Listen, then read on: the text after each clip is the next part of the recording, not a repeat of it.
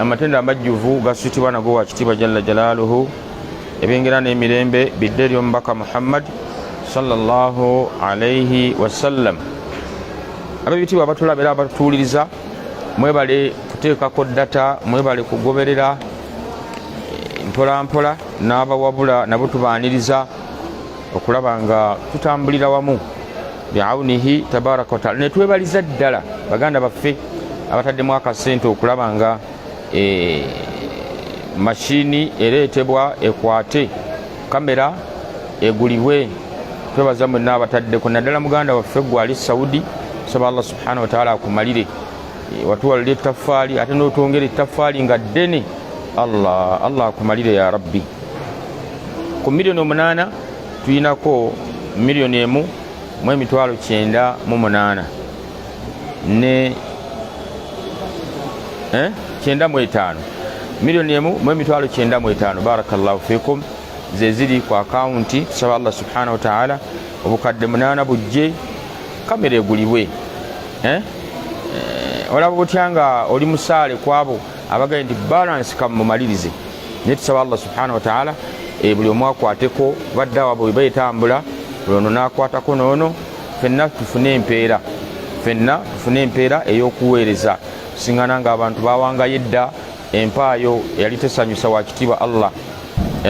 Omuntu n'akwata ensimbi n'agula byaguze naye ng'ate biri kyennyume kya Busiraamu. Omuntu n'akwata ensimbi bagenda kwalula balongo, Allahu akbar, n'ateekamu. Omuntu n'akwata ensimbi bintu byakusamira. Kati ebyo byonna wakola tawuba naye okutereeza ensonga waayiri Allah subhanahu wa ta'ala, kamera ebeere ng'egulibwa, Allah ayogerweko world wide, bantu bategeere. Omusiraamu bw'aba alogeddwa taddukira mu ssabo. Baba n'akategeera kajja kubazuukusa obwongo ti Allah okugamba nti munjawule munsinze yateekawo olusalosalo Musiraamu kwalina okukoma obutalusukka. Naga nti agamba yembi mazibu nnyo gakola bino nabiri. Qur'ani ate yeri waggulu waago. So abantu nga bagenze bategeera Qur'ani kyeki, enzijanjaba y'Obusiraamu entuufu yeruwa, n'ey'abafere yeruwa, n'eya shiriki yeruwa, kuba egyo gyonna miteeko.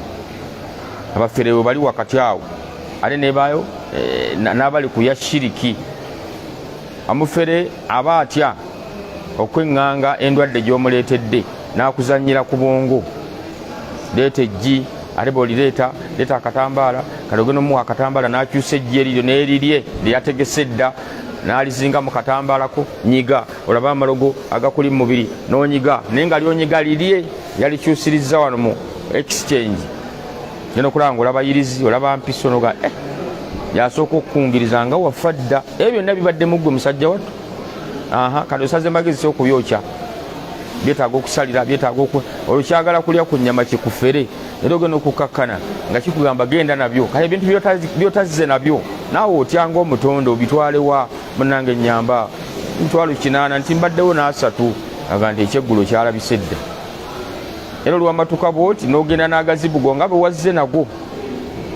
Abo bafere we bali wakati, bali mu kibuga, bali ku media, bali ku ZTV, bw'oba ojja neji nasallallahu alaihi wa lafiya.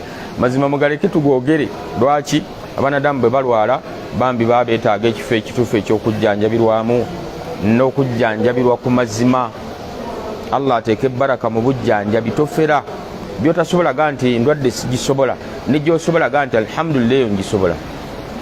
Nyo osanga ekipande ekinene akomyawo yakubulako, akwata ababbi. Allahu akbar. Awugula omusango bagenda kugusala nkya jangu. Agonna malogo. Tusaba Allah subhanahu wa ta'ala abitutaase atumalire. Olwaliro ab'ebitiibwa mukkirize, abatulaba abalungi abali South Africa, Durban, abali Indonesia, abali Malaysia, abali America, abali wana wa Saudia, Dubai, Qatar, mwenna assalamu alaikum wa rahmatullahi wa barakatuh. Natera tuzze okubannyonnyola nga tuli wamu nammwe mu kitabo kyaffe As-Swarim al-Battari fi tasaddi li saharati al-ashrar ekya mukadde waffe Wahid Abdussalam Bali, safha ya 223, nga ku peegi eno kuliko omutwe ogugamba ilaaju ba'du anwa'i al-akimu, okujjanjaba egimu ku miteeko gy'obugumba. Mulimu sihiru al-akimu, eddogo ng'omukyala bali muloze butazaala abeere mugumba. Taratan, embuto zijja kati mweno kyemulaba, muyinza okuba nga kyemulaba kirala. Mulaba omukyala bukyafumbirwa talina kaalaga, talina so nga bwagenda mu ddwaliro bamugaa nti osobola okuzaala. Lwaki? Amagi tugalaba. Ekyokubiri, ogenda mu periods era nga naye akiraba, ate nga n'omusajja waali tugenda kulaba al-akimu kye bayita obugumba bwo bubeera ku bakyala bokka oba ne baggaayi baba nabwo. Beerako insha Allah, tovaako tumale okwetegereza ddala obugumba buno bubeera ku baami oba ku bakyala. Agamba al-akimu inda rajulu. Allahu akbar. Sheikh atandise n'omutwe okugamba nti obugumba inda rajulu, awali omusajja. Wa inkaana, ngera ebiseera ebisinga obungi ekimanyikiddwa kizimbirwa, obugumba buno buzimbirwa ku bakyala kuba be babeera n'embuto ne bazaala. Al-akimu naw'aani, obugumba bwa miteeko ebiri. Al-awwal akimu adwi, obugumba obubeera mu biyungo. Yu'aliju inda al-atibba, obonna obujjanjabwa awali abasawo. Baga nti bw'okola kino na kino amagi ne gaterera, periods ne zidda mu sisitimu, buli mu biyungo. Mu basawo bujjanjabwa inistataawu ilaaju, baba basobodde. Sheikh ye komenti gyawadde. Wathani, n'obugumba obwokubiri akimu bisababi mas min aljinni dakhilu ljismi, obugumba obwokubiri bujja nga ensibuko y'amajinni dakhilu jismi al-insan, nga amajinni gano gali mu mubiri gw'omuntu. Wa hadha yu'aliju bil Qur'an wal adiyati wal adhkari, eyo nayo sisitimu ejjanjabwa naki bil Qur'ani, ne Qur'ani wal adiya ne dua mbaka ze yasomesa sallallahu alaihi wasallam, wal adhkari ne adhkari. Osobola okugamba nti akimu inda rajul, obugumba wakati w'ebitonde ebibiri. Wa mulimu rajulu kijja nga kitegeeza omukyala n'omusajja, omukyala n'omwami. Kati bombi kiba affectinga. Oyinza okulaba ng'omukyala azze mu maka g'omusajja walamyu n'abanga tafunyeewo mwana, musajja ne yeekalakaasa. Baganda bange baŋŋamba bw'oba tozaala nkugobe. Omukyala n'afuluma, oluba okufuluma ebweru emyezi 2-3 n'afuna omusajja, n'afuna olubuto, n'akonsiivinga, enukula nga ali lubuto. Ono omusajja ate n'addamu n'awasa omukyala owokubiri, ne bakalakata emyaka 2, naye ne yeekalakaasa n'amugoba. Omukyala buli afuluma nga bo bafuluma okuva ew'omwami bazaala. Ekyokulabirako kitono, muganda waffe Bashiri yakulembera gavumenti ya Sudan, musajja naye nga abakyala yabawasanga bambi ne batafuna mbuto, bwe yabagobanga okutuuka ebweru abasajja ne babawasa ne bazaala paka lwe yezuula nti kaddara Allah yamugerera, tateekeddwa kuzaala ala wajihi al-ard. Mulimu lwe kiba nawaani nga wakitibwa Allah yakimugerera tagenda kuzaala mu nsi. Ne mbaamu lwe kijja binawe sihiri, nga sisitimu ya ddogo, nga sheetaani gibawadde transport ejje etuule ku sipamuzi z'omwami, buli zaafulumya sheetaani zejjawo ne zitatuuka ku nnabaana ng'ezirya n'ezibulizaawo ddala. Naam, awo tuli wamu. Sheikh agambye ensonga ey'okubiri, inda akimu bisababi mas mina shaitaani, mulimu obugumba lwe bujja nga nsonga ekwatagana na shayatini, majinni gazze dakhili ljismi ne gatula munda olubuto. Wa hadha nawo n'agamba yejjanjabwa na Qur'ani, dua na adhkari. Wa min al-ma'lum anna amaliyatu al-injab تستوجب بإذن الله تعالى أن يكون نسبة الحيوانات عند الرجل أكثر من 20 مليون.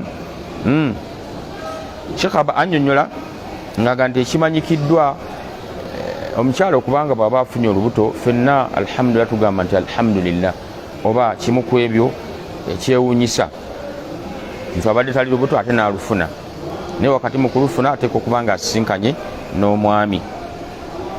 Ekimanyikiddwa ebiseera ebisinga obungi abakyala be bateekebwako ekyobugumba, mukyala mugumba naye n'abasajja gye bali nga bwe tulina ano mu ggwanga abakyala bamanyikiddwa nti bagumba hakkan, nga bonno bakyusanga ne ku basajja, n'ava kwono nadda kwono, n'ava kwono nadda kwono, nga n'abasajja batuuka ebbali bazaala ate nga bambi bo basitakarra wali omukyala oyo, mukyala tafuna mbuto hatta katolera akaddiye ali mu ggwanga lyaffe erya Uganda, Allah teyamuwa mwana n'abalala bangi. Naye kyenjagadde madde eno gyetegereze nti awala abasawo bagamba ki ku organizizo bwe bakebera abalaba amagi periodizo ozitambula bulungi. Basi kati waliwo ennaku zebaga nti ezennaku omukyala bw'abanga asobodde okulabagana n'omwami yomukin kisoboka okuba nga afuna olubuto, zitambula n'ennaku ezo olabe. In amkana fabiha wa ni'ma. Mulimu lwe kijja nga wakitiibwa Allah subhanahu wa ta'ala akireetedde omuddu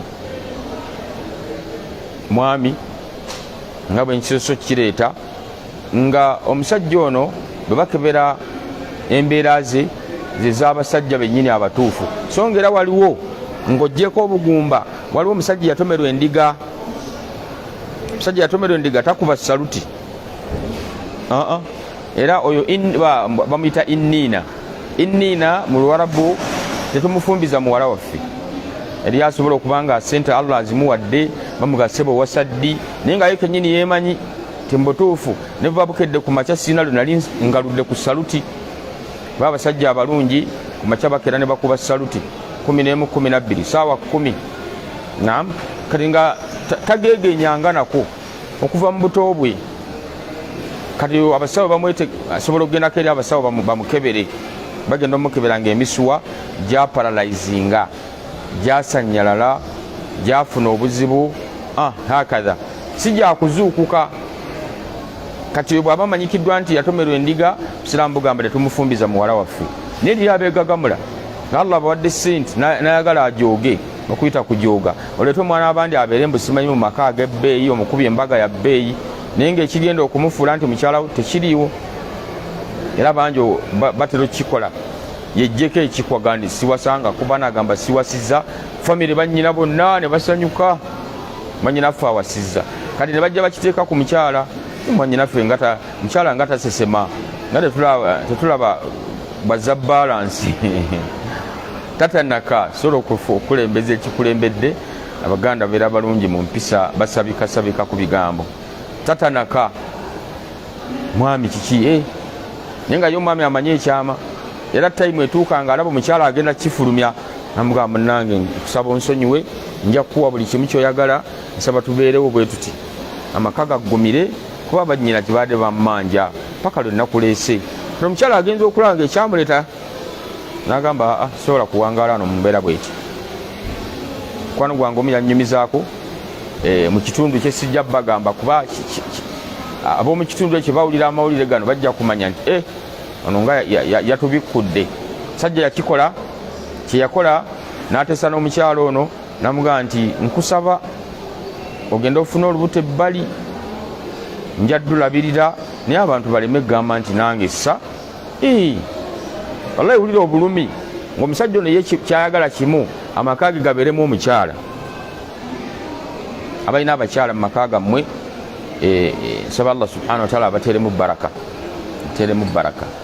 Era kisoboka okuba nti mwembiriri nakano kategeere bulungi, kisoboka okuba nga mwembiriri musobola okuzaala ng'omukyala alina gye yali azaddeko, najja ne mukwatagana, nga naawe olina gye wali ozaddeko ng'omwami, ne mujja musisinkana, Allah n'atabawa zadde ne muwangaala awo wakati awo zadde Allah naali nasiba awo gendako mu surati mu Qur'ani wa surati Fatir basirabidde Allah watugambira nti yahabu liman yasha inatha mulimu Allah bawa abaana ab'obuwala bokka teweekalakaasa ate ngendewo omusawo gundi ankyusiza oluzaalo subhanallah nolabanga abaddu bazunga nagenda kunkyusiza luzaalo ate bwenatuuka ate nanyendako oli mukyala mulungi byologotanamu bikwatagana na mutonzi kati gwe bitwalidde kakalanga omusajja yejja vaanyi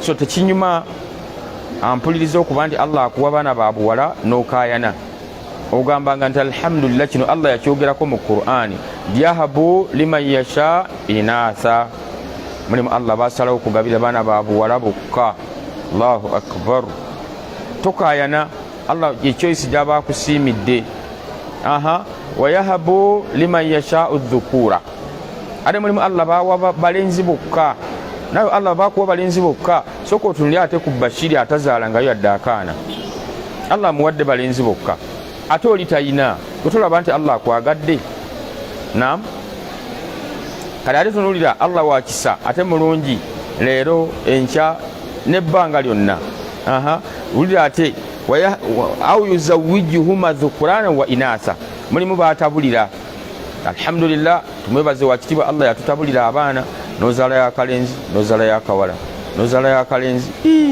n'amanya kyoyagala n'akikolera ninolabanga oli azungira ku musawo simi njagala kuntabulira nzaala bawala bokka njagala nange ntabulemu tunulira baddu bagumba tebalinaawo gwe Allah akuwadde ofunye omulenzi webaze Allah ofunye muwala akutabulidde kivula nga tulina okusala akiika kwebaza eyo hiba kyava agamba yahabu Allah agaba ekirabo nga kya mwana wa buwala hiba kirabo ekiba kirabo sala akiika shakiran lillah webaza Allah mubadde babiri kati Allah alese owokusatu era tutunulire nti Ibrahim yali Zakariya munampa ansa awangaala ebbanga ng'ali ne mukyala we nga tebafunye mwana ekyo tekikubobyanga omutwe gwakyali mu bufumbo nga tonalaba mwana tobobbebwa mutwe elam yakun fihi sihirun belitaba ddogo nga betugenda okukikoonako oganizinamu kyala mulamu Allah tannasalawo okuba mwana mugumiikirize ekyo nakyo Allah asobola okukireeta nga bwe yawangaza Ibrahim ne mukyala we ebbanga ddene mala kuzijja zimutegeeza timunnaffe nti ogenda kuzaala era yayita mukyala we n'amukuba akaama nga mukyala namukadde n'ebyokulwala yabivaako dda mukyala n'akuba akakule nti nze atakyagenda na mu nsonga z'abakyala kati ŋŋenda kuzaala biki namukakasa bamalayika nti Allah bwate wasazeewo enkomerero omukyala organize atandika okudda mu sisitimu y'omukyala gwe bateekateeka agenda okuzaala agenda okulaba ng'ali talwadde agenda okulaba teyeekonya akagere agenda okulaba agenda okulaba atali lubuto naye nga bali mu myaka eyo 9 mmeka so bw'osoma Qur'ani omukkiriza manya nti mulimu Allah lwasalawo n'aga nti kati mubeerereewo naam nga gwe teweeralikirira amagye ogalaba ate era nga wazaala nako nga noono yazaalako ngera mubeera mwenna ekyo nakyo wali lwekibaawo nkootinga bulungi kati ne tujja nti mulimu embeera gye tusisinkana nga mu butuufu kaifa tu'raf baina al-aqim at-tab'i wal-aqim bisababi al-jinni awo bwedda wenninze tageti yange tumanya tutya obugumba nga bwo bwa tab'i bwa bubumbwa kyosiwa kuzaala nga Bashiri wa Sudani n'abalala n'obugumba nga bwa nsonga ya jinni shetani yaleeta eddogo al-aqim bisababi al-jinni lahu a'rad gwenno atannaba kuzaala ng'olina obubonero buno manya nti ddogo yani osobola okusomererwa n'ojjanjabwa n'otandika okuzaala kategerekisi agamba number 1 ضيق الصدر خاصة من بعد العصر ربما كانت إلى منتصف الليل يمكن kisoboka muntu okubanga dhiqu fi sadri ofuna okufunda walirwa mu kifuba nga kikuzitowa kikufunda walaye owulira n'okussa lutalo bino no bibaawo ddi min ba'di al-asri nga asiri ewedde rubbama kanat ila muntasifi llail paka okugendera ddala gamba okuva ku ssaawa 11 12 awo wonna emu ng'owulira bannange buli obudde enjuba lwegoloba bweti nekka asiri ewedde nga gwe ekifuba kikuzitowa koti nga bulungi ojja kumanya nti nsobola okuzaala kati naye kiki ekikyalemeseza n'okuleeta kiki waliwo eddogo eryekiika mu kuzaala kwange. Namba 2 shurudu dhihini alamu fi asfali kafarati dhahari okulumwa omugongo naye nga gukuluma wansi akabina we katandikira mu kiwato wansi awo wansi nga olumizibwawo obulumi tebuta ng'omanya nti zino ddogo eryajja okuyimiriza ensonga z'okuzaala kwange. Ensonga eyokusatu Sheikh agamba nti qalku fi nnawmi okugugumuka mu tulo munno oluusi abadde tannaba kwebaka gwe nojja omusooka genda okulanga ogugumuka nalinga alina ekimukanze qalku fi nnawmi va omutulo ng'ogugumuka manya nti waliwo eddogo eryalemesa eryagala okusindiikiriza okutwala mu bugumba. Nsonga eyokuna yura fi nawmihi ahlama mukhifa alaba ebirooto baba yebasi alaba ebirooto ebitiisa ate munnanga abalala bafuna ebirooto ebifaanana bitya nga yegatta na ashiki ye sitaani yegatta n'abakyala ejja nebaleepinga oyo no omukyala aba yegatta ne shayitaani eyo aba muzibu wakufumbirwa anti emufuula mukazi waayo. Buli musajja gwe baleeta oyo muwanvu oyo mumpi nnyo ate oyo yayeruka bulala njagala omusajja aggumidde nogamba aggumidde yaluwa kumbe buli lwe baleeta omusajja mu maaso ge kino ekimwendako kijja nekimwambala nekigaana munnindeko nkyetegereza mukwatirizeemu era ogenda okulanga kimuleetera ebirooto ng'ali lubuto olwono kyamufunyisiza olubuto kigenda okuleeta endooto endala ng'azadde naloose enzadde ekyana nga kinene nga kifaanana bwe kiti ng'olumanya baakimuzaddemu genda okulaba taaratan ng'afuna endooto ng'ayonsa genda okulaba ali mu bwana kamu 2 3 nalabye nga ndi mu bwana ng'ate bwe mbuyonsa bwe nzija kano ebbeere bwe nteeka kano olwono munnanga oba oyonsa baana ba sitaani ekuzaalamu ebyo biraba nga biri ku muntu okumufunira omusajja afumbire oluba lutalo kutagguluza ku musajja ku kino ekitonde omukyalo ono kimuveeko naye kibanga be bakuggyako mukyalawo kibanga be bakulwanyisa okukuggyako mukyalawo anti kiba kimufudde mukyala waakyo bakiyita ashiki nakyo enzijanjaba yakyo eri mu maaso tujja kubanga tugituukako singa munnaffe olaba ahlaman mukhifa ng'olaba ebirooto ebyentiisa ng'omanya titabwezze bweti bwefaanana. Sheikh n'ayawula n'agamba nti al-akimu inda al-mar'a obugumba inda al-mar'a awali omukyala kadhalika al-akimu inda al-mar'a nawaani buli bw'abadde annyonnyolako bw'abasajja naye wano akugambye nabwe kityo obugumba eri abakyala bwa miteeko ebiri. akimu tabi'i hakadha khalakaha Allahu hakiman obugumba obw'obubumbwa nga bwatyo Allah bwe yamutonda si wa kuzaala ng'omukyala gwe mbagambye ali mu Uganda wano ng'ate munene bambi Allah tamuwanga ku zadde era bwatyo bwawangadde. N'agamba wasaani akimu bisababi ljinni almustawtin fi rahmi almar'a haythu yufsidu albawdati fala yutimmu al-ikhsabu. Sheikh agamba obugumba olw'ensonga y'ejjinni eritebenkedde ku nabaana ku mumwa gwa nabaana kati buli spams lwe zijja era nyini shaytaani yezikwata nezizingako nezijjawo nezonoona yufsidu albawdat eyonoona amagi fala yutimmu al-ikhsab eggi terisobola kujja nerituuka neritomeregana ne spams omukyala n'abeera lubuto eyonoona eggi erirembesa okukwatagana ne spams so nga biba bikwataganye hatha yutimmu kyala naba nti abeera lubuto au yatruku al-ihsab yutimmu wa yaktamilu al-hamlu walakin بعد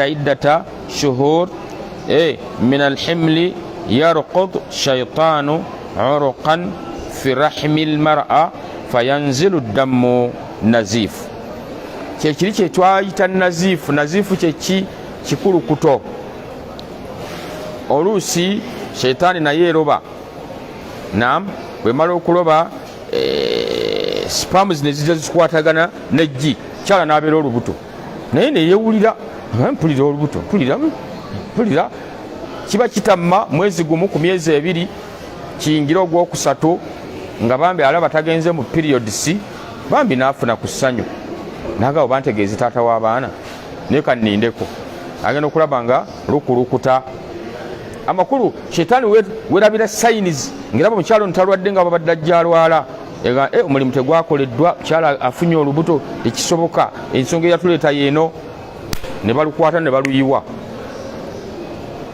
nogamba subhanallah omuntu tafune ku ssanyu sheekha agambye kisoboka okubeera nti omukyala asobola okufuna olubuto olwo era naye neyewulira kuba olwedde kyala beemanya naga nti nga sirabye ku mwezi gwange mu kulwala abamu oluusi bafunamu okutanaka abalala bafunamu ekisujja sayinizi eziraga nti olubuto luyingiddewo embeere shitaani bwegiraba tayimu etuuka kyala n'abeera olubuto naye kasite lumanya mwezi gumu ku myezi ebiri fayanzilu dammu nazifu ne lukulukuta fayuhdith al-ijhaad fayukthiru ma yakunu al-ijhaad al-mutakarrir bisabab al-jinni وقد عولجت حالات من هذا القبيل وقد ثبت في الصحيحين أن الشيطان يجري من ابن الدم مجري الدم شاكا كتا محدث زنبك صلى الله عليه وسلم تستاني etambulira mu musaayi gw'omwana Adamu nga bala omusaayi bwe gutambula kati eba nnyangu yakuluyiwa kuba bweti neruyiwa genda okukakana omukyala agenza okufuuyisa avaayo nga tabitegedde agenze kumala haja nnene yali yaŋŋamba tinagenza okumala haja ennene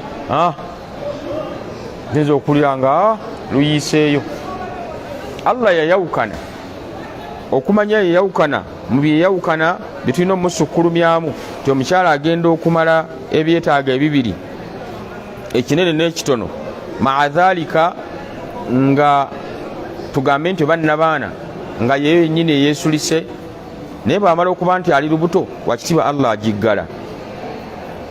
agiggala najja nakola susuwe nakola byonna byakoze era nasigala bwatyo ng'olunabaana nzigale naye olw'okuba nti ekintu kibaamu asihiru eddogo kwolwo lwajja okusitama ku kabuyonjo shitaani ekuba bukubi omumwa gwa nabaana olubuto ne luyiika agenda okwetegereza nga haali bwetyo bwerabise olubuto luyise Sheikh bwatu bwannyonnyola ilaju lakimi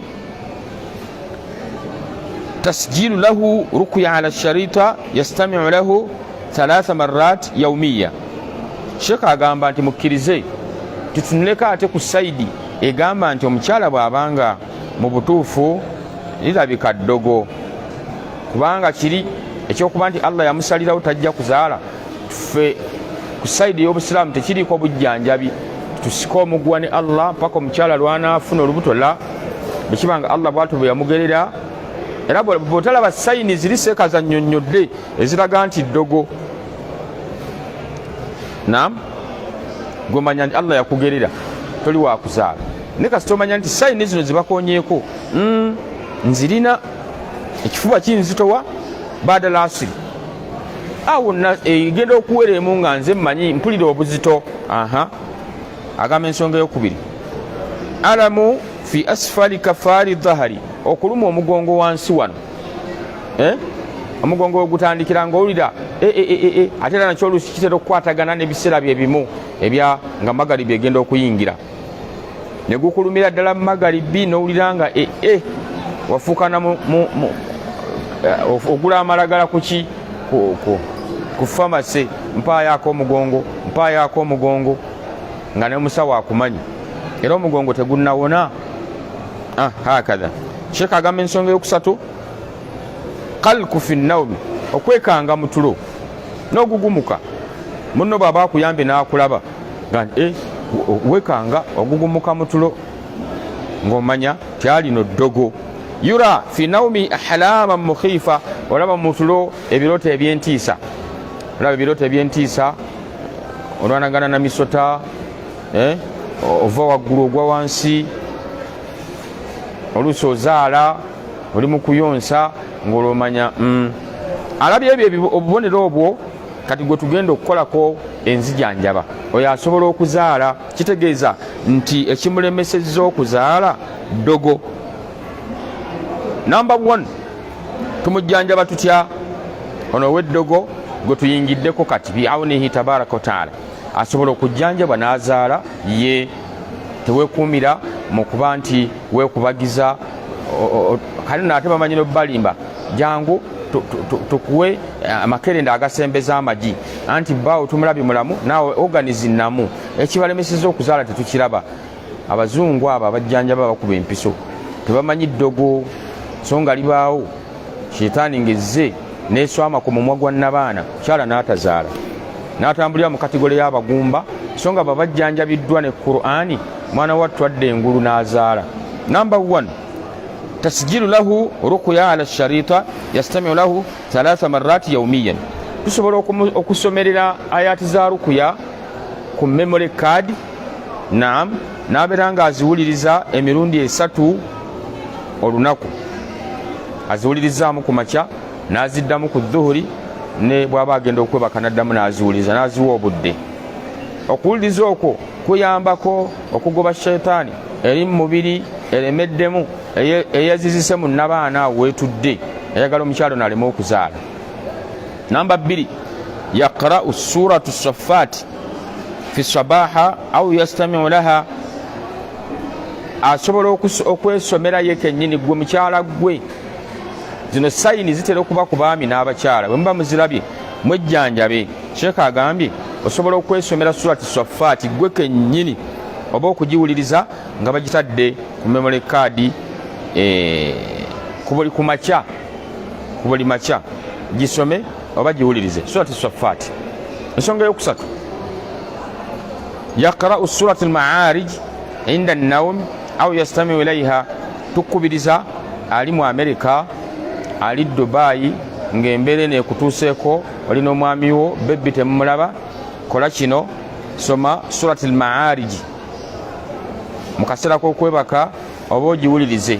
Ogenda kwebaka ndi olinayo doozi yenkola yaffe, sooka osome ma'arij deni olyoke webake oba giwulirize. Ensonga eyokuna, tuqra'u lahu ala zaiti habbati sauda.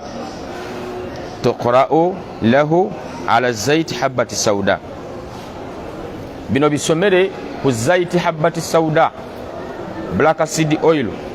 Somera ka al-Fatiha, ayatul kursi, khawatimu suratul bakara, enkomerero ya suratul bakara, khawatimu ala imran, enkomerero ya surati ala imran, al-ma'udhat emirundi 7, kul huwa Allahu falaki n'nas emirundi 7 buli sura.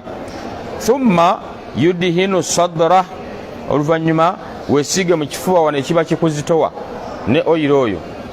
Tuli wamu weesige oil oyo mu kifuba ekikuzitowa.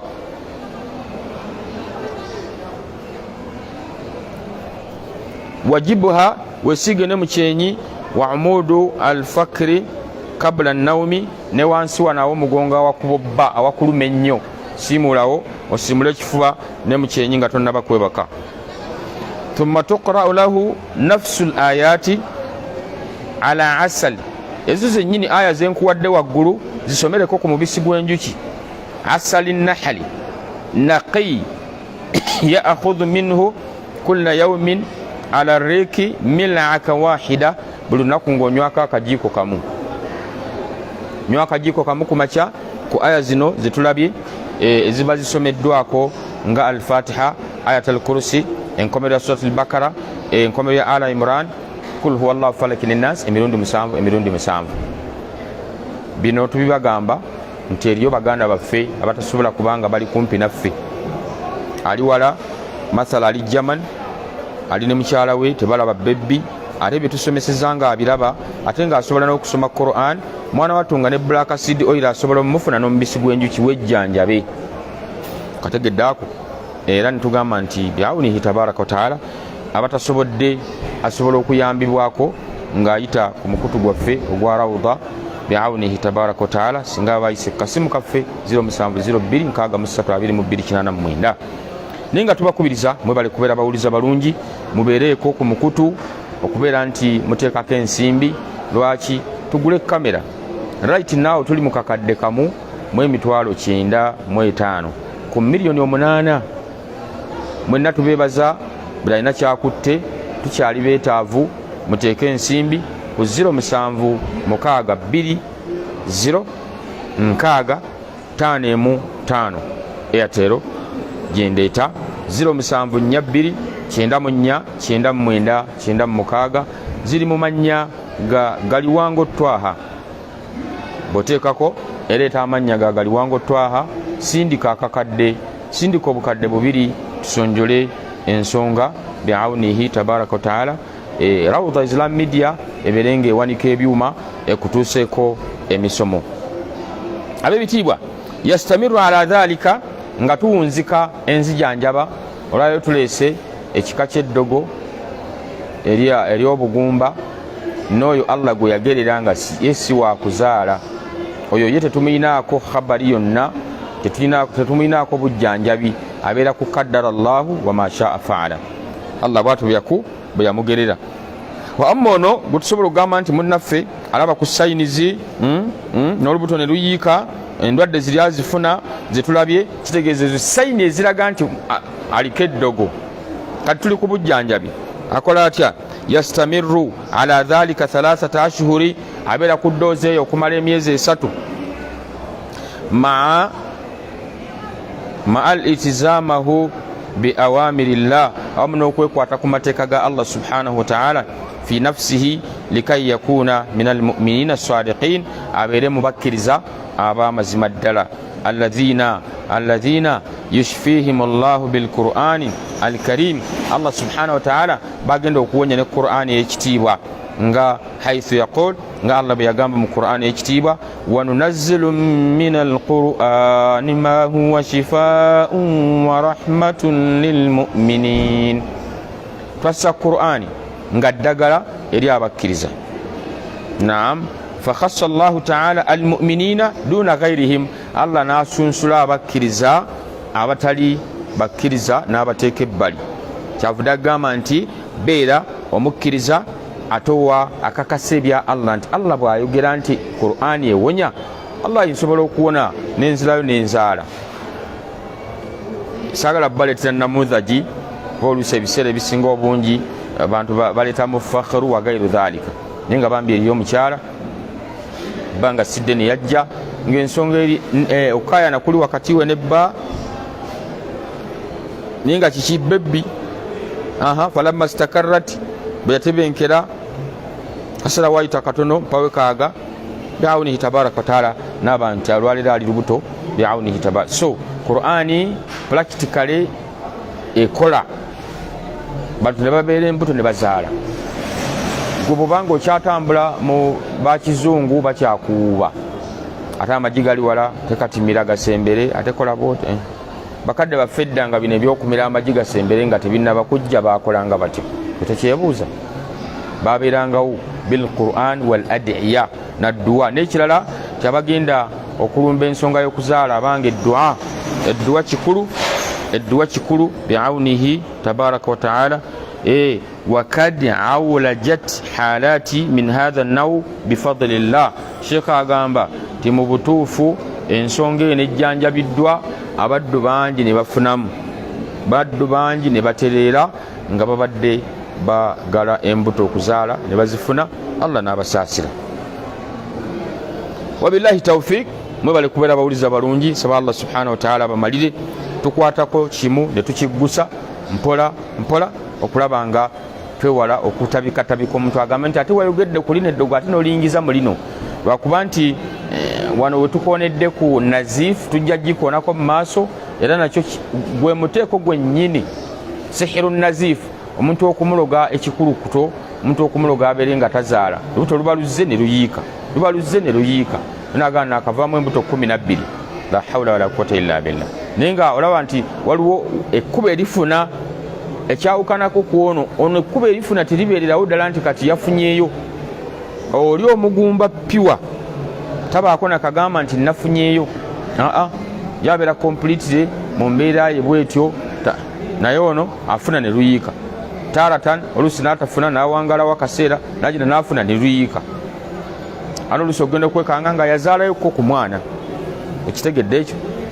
So embeera etusaba Allah subhanahu wa ta'ala abawe okugitegeera. Katono nnyo kuba badde babuuzizza ekibuuzo ekigamba nti abaali baagala okukuba ekiiso Nabbi sallallahu alaihi wasallama, watugamba n'essula endala nnyingi nga ssuula ki? Genda osome suratul qadiri, inna anzalnahu fi laylatil qadiri, esembyayo ra.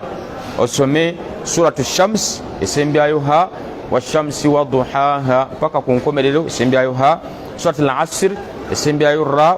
Suratul fil, esembyayo lam. Suratul kawthara, esembyayo ra. Olete suratul ikhlas, Allah ajifundikira na dal ku buli aya. Olete suratul nas, wakitiba Allah yaletanga sin. Suratul qamari ojja kusingana nga Allah yafundikiranga aya n'ennyukuta ra. Suratul munafiqun Allah yagiwunzika ng'asembyayo surati aya, subhanallah, ng'asembyayo ennyukuta nun. Ezo zonna be baazikuŋŋaanya ne balaba nga musajja abawanvuyeeko mazzi mawanvu, ne baagala bamukuba ekiiso. Nkwanukudde, barakallahu fikum. Genda mu surati Yusufu, obujulizi bungi Allah ng'akulaga ekiiso lwaki abantu ogwo musomo twagunzika ne tulaga n'obujulizi, naye baba babuzizaayo ekibuuzo ng'ekyo tufuna obudde ne tuga ntya katukibaddemu. Saba Allah bankuumire. Mwenye naffe Naziwa Farida agamba mutabani wa myaka 8 naye alabika yatumirwa endiga asobola ofuna ku ddagala. Naziwa Farida, barakallahu fikum. Olaba abazadde, omuzadde bw'aba azadde omwana amulaba ku ntandikwa wano, kaana bwe kakera ku makya kalina okukuba saluti. Omwana wange nga takuba saluti buli ku makya. Kati Naziwa Farida agandi yazaala omwana myaka 8 naye talaba bw'asisimuka okukuba saluti. Abaffe waliyo ekkuba erisobola omuyambwako. Aljawab naam, ekyokwanukula ye kisoboka okuba nga omwana ono yatomerwa shayatin fil bidaya. Manya abanadamu nabo si bangu okujja obuzzi nagane azadde mulenzi, olaba bwabbuludde ekika. Wala mubarik baba tamugendi barakallahu fikum, mwana asobola okukwatibwa ekiiso wennyini awali point, kuba buli ajja okulaba omwana muwala oba mulenzi watunula. Kategerekise tubula abamu balwawo okulaga nzadde muwala nzadde mulenzi. Alhamdulillah tuzadde bulungi. Mwana ki? Alhamdulillah tuzadde bulungi. Kuba kati wano ekyakyaka ennyo mu Buganda abasika abasajja azadde musajja, oyo musika azadde musajja, so nga bonna sali yegamba nti abaana ab'obulenzi n'ab'obuwala bonna basika ba mukadde waffe.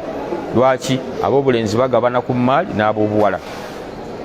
So tusobola okuyambako ku mwana w'obusiraamu oyo kumuteeka ku nzijanjaba eya ayati eza ayinu, in kana la ayinu fihi, bw'abanga yatomerwa ekiiso tusobola okumujjanjaba nga tuyise mu kkuba ery'ekiiso. Wamma na zino tasijilati zetugamba nti oluusi ayinza okuba nga bugumba bwa shayatin, nedda oyo ali ku ayinu, soke tumuteeke ku treatment ya ayinu, asobola okudda engulu n'akuba saluti biizinillah n'atereera. bwe kibanga kiri Allah kiyamugerera nga tumanya nti haadha lyekkubo Allah lyeyamuwa. Singa treatment agimalayo nga tetulabye ngeri yonna gyasalutingamu nga tugamba Allah amugeredde. Ayinza okuba Bashir wa Uganda, Bashir wa Sudan gyali, tate kati Bashir wa Uganda gyali, naye nga tusooke tugezeeko okukozesa ilaaj ey'okulaba nti omwana ono wakitiibwa Allah azuukusa obusimu bwe bwe bubanga bwagwa mu kategole y'ekiiso. N'ekirala mulimu abaana endwadde zibafuna nga bamaama bano gyebulaba edda Abaganda bekengeranga nnyo amalogo, ng'omukyala bw'abeera olubuto takkirizibwa kuyita mu masaŋŋanzira anti beeyambululirangamu. Era bwe yabanga kamutanze n'ayitawo nga bwadda waliwo eddagala libamunaazaako, watambudde n'oyita mu masaŋŋanzira sooka onaabeko. Balina emiteeko gyabwe egy'amalagala gye baanaabanga okwekengera nti si kulwanga kyeyabuuse kyambala omwana agenda mumuzaala nga mwana aliko bino, mwana aliko bino. Era endwadde ennyingi abaana ze bazaalibwa nazo nga bamaama be baaziwakula, eyiza okubuuka eddogo oba.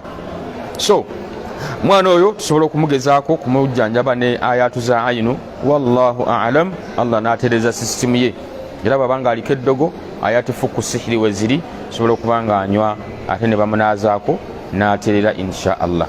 Wabarakallahu fikum. Mwebale kuba ku mukutu, mwebale kuwuliriza. Saba Allah subhanahu wa ta'ala abamalire ebyetaago byammwe, nate mu contributing okulaba nga Rawda Islam Media ebeera ku ntikko insha Allah tabaraka wa ta'ala. Wa sallallahu ala Muhammad wa ala alihi wa sahbihi wa sallim walhamdulillahi rabbil alamin. Wassalamu alaikum wa rahmatullahi wa barakatuh.